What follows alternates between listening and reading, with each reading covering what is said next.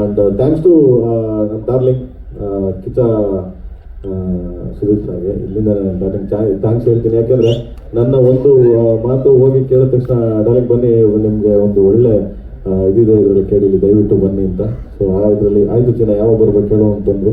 ಇಲ್ಲಿಂದ ಥ್ಯಾಂಕ್ಸ್ ಹೇಳ್ತೀನಿ ಅವ್ರಿಗೆ. Thank you darling. ಆ್ಯಂಡ್ ನಿಮ್ಮನ್ನ ಒಂದು ಅವ್ರನ್ನ ಒಂದು ಸ್ಟೇಜ್ ಮೇಲೆ ಹತ್ತಿಸ್ತೀನಿ. ಇದು ಅತಿ ಸಿಗೋದಲ್ಲ. ಸೊ ಯಾವ ಪಾತ್ರ ಏನು ಅಂತ ಬರುತ್ತೆ. ಪ್ರೇಮ್ ಸರ್ ಆಲ್ಮೋಸ್ಟ್ 4 ವರ್ಷ ಅವ್ರ ಪ್ರಶ್ನೆ ನಂದಿದ್ದು 4 ವರ್ಷ ಆಯ್ತು ಸಿನಿಮಾ ಲಾಂಚ್ ಆಗಿ. ಏನು ಡಿಲೇ ಆಗಿದ್ದ ಕಾರಣ ಏನು? ಈ ಡಿಲೇ ಅಂತೇನಿಲ್ಲ ಬ್ರದರ್. ನಾನು ಸ್ಟಾರ್ಟ್ ಮಾಡಿದ್ದು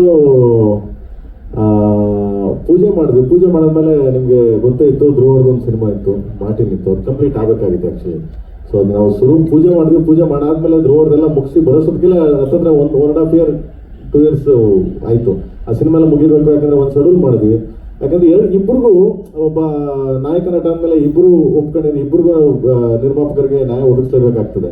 ಯಾಕಂದ್ರೆ ಇಬ್ರು ಬದುಕಬೇಕು, ಇಬ್ರು ಇದು ಮಾಡ್ಬೇಕು. ಯಾಕಂದ್ರೆ ಅವನ ಮೇಲೆ ಅಷ್ಟು ಕೋಟಿ ಬಂಡವಾಳ ಹಾಕಿ ಒಂದ್ಸರಿ ದಪ್ಪ ಆದ, ಒಂದ್ಸರಿ ಸಣ್ಣ ಆದ. ಸೊ ಆ ಇದಕ್ಕೆ ಮತ್ತೆ ಹೆಲ್ತ್ ಇಶ್ಯೂಸ್ ಆಗ್ಬಿಟ್ರೆ ಕಷ್ಟ ಆಗ್ಬಿಡುತ್ತೆ. ಯಾಕಂದ್ರೆ ಅವ್ನ ಲೈಫ್ ಅಲ್ವಾ, ಅದನ್ನು ನೋಡಬೇಕು. ಸೊ ಆ ದೃಷ್ಟಿಯಿಂದ ಸ್ವಲ್ಪ ಸಣ್ಣ ಹೆಚ್ಚು ಏರುಪೇರಲ್ಲಿ ಒಂದು 6 ತಿಂಗಳು 8 ತಿಂಗಳು ಹಂಗೆ ಆಯ್ತುಬಿಟ್ರೆ ಇದು ಸಿನಿಮಾಸ್ ನಥಿಂಗ್ ಲೇಟು ಆ ಥರದ್ದೇನೂ ಇಲ್ಲ. So simple.